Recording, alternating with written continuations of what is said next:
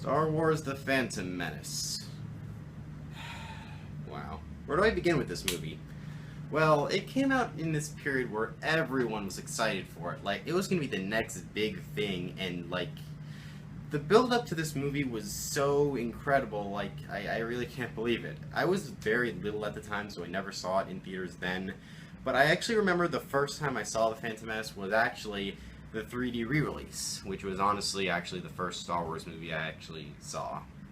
I know. But I was little at the time, and I kind of liked it. You know, it was fun for me, because I had never really seen the other Star Wars movies, and it was cool. So I decided, eventually, let's watch the other ones and see how they are. And I watched the original trilogy, and the original trilogy is amazing. I might review it one day, but I really love those movies. Like, it's probably now one of my favorite trilogies ever. I'm kind of ashamed to have never seen Star Wars up until around now, but regardless.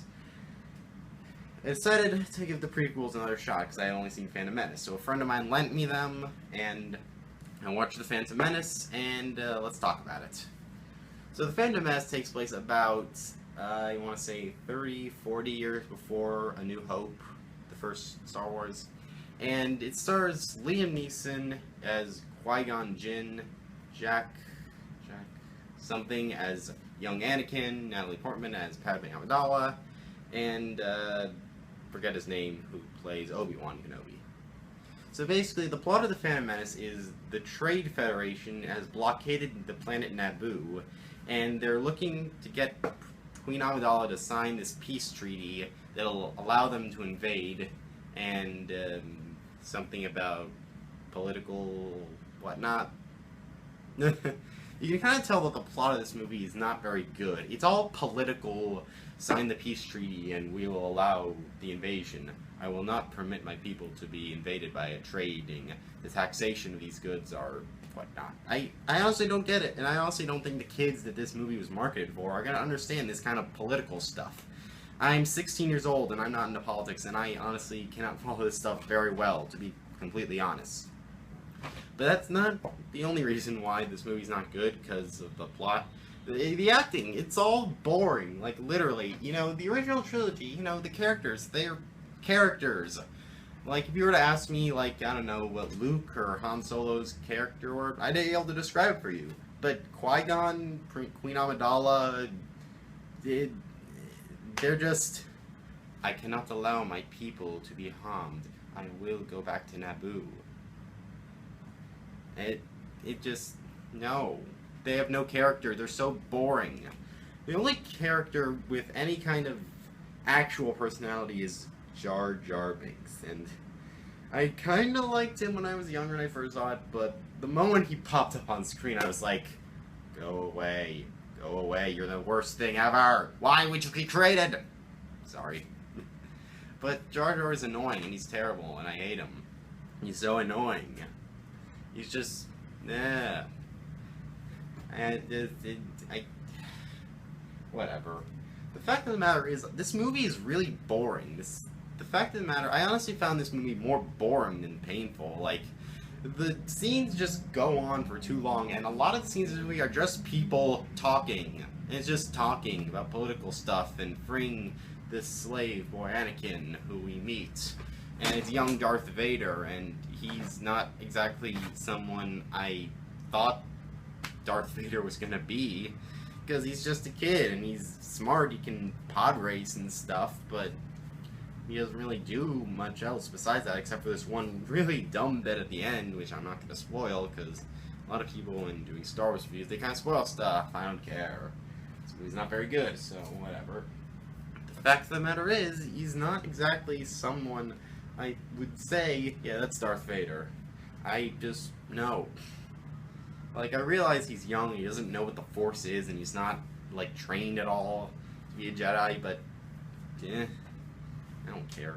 And also, there's a big problem with this movie, in that you don't know who the main character is. Like, Red Letter Media, the guy who made the 70-minute Phantom Menace review, he brought this up, like, it's not Qui-Gon Jinn, nor is it Obi-Wan Kenobi, not Queen Amidala, or Jar Jar or Anakin. There's no main character. I mean, I guess the closest thing to a main character is Qui-Gon, but the biggest problem is, who is Qui-Gon Jinn? He's an older, stern Jedi played by Liam Neeson, and he has no character. He just walks and talks and it's a stern Jedi Knight.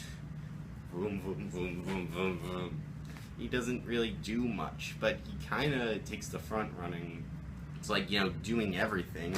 So I guess he's the main character, but he kind of just came out of nowhere and wasn't built up at all. He wasn't hinted in the original series, and I'm pretty sure, if I recall in The Empire Strikes Back, it was Yoda who taught ObiWan, not Qui-Gon. Huh. This movie's just, why does it exist? I understand that, you know, there's going to be a lot of build-up to this thing, and it could have been good, but ultimately George Lucas kind of messed things up.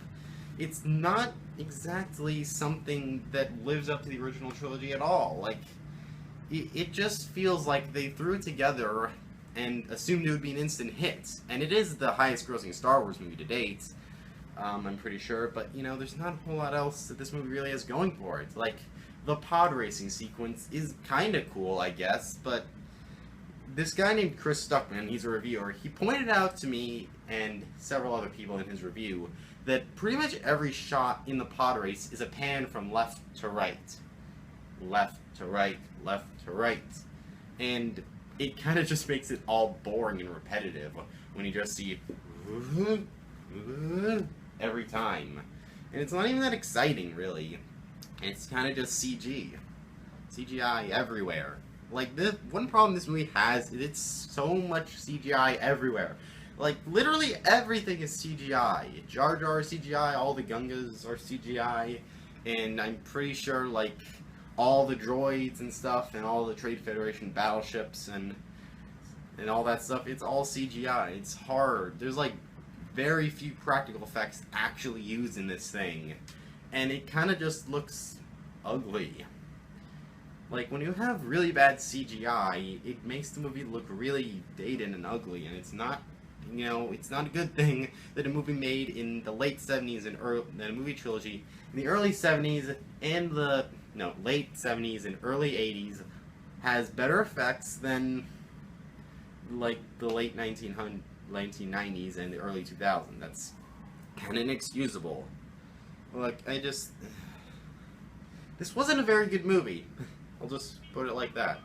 There were parts of it that kind of worked, like the end lightsaber battle between Darth Maul and Qui-Gon and Obi-Wan. It was kind of cool, I guess, and, you know, John Williams' Duel of the Fates song is pretty good, but, you know, there's not a whole lot else that this movie has going for it. You know, I like the idea and the kind of storyline this movie has, but it's executed in such a flawed way that I really can't buy it, and it's really something I'm not too eager to rewatch, unlike the original trilogy, which I do want to rewatch before I give it back to my friend, because it's his copies. I borrowed it from him.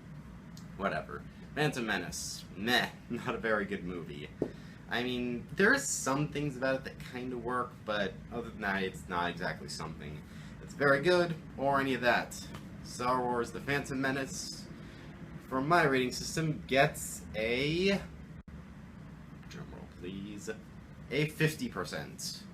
There are things that work, but honestly, it has so much bogging it down that ultimately I can't really give it that much higher. And honestly, it's a very disappointing movie, and it's not exactly something that's all that good. But whatever, you know. It's much worse than that out there. This isn't the worst movie ever. It's a really kind of hovering below average movie. It has a couple things that I'm kind of being nice by giving it a 50%, but whatever. It's not very much worth your time, unless you want to see it once just to see where Star Wars started. But being honest, this, like, not even saying much, this movie really isn't that important to Star Wars plot other than establishing Anakin Skywalker and Obi-Wan. But, you know, you probably just start with Attack of the Clones, which is the next one, which I'm going to watch and then review. So yeah, thank you very much for watching my review of Star Wars Episode 1, The Phantom Menace. And I'll see you guys next time on Movie Reviews. Adios, home slices.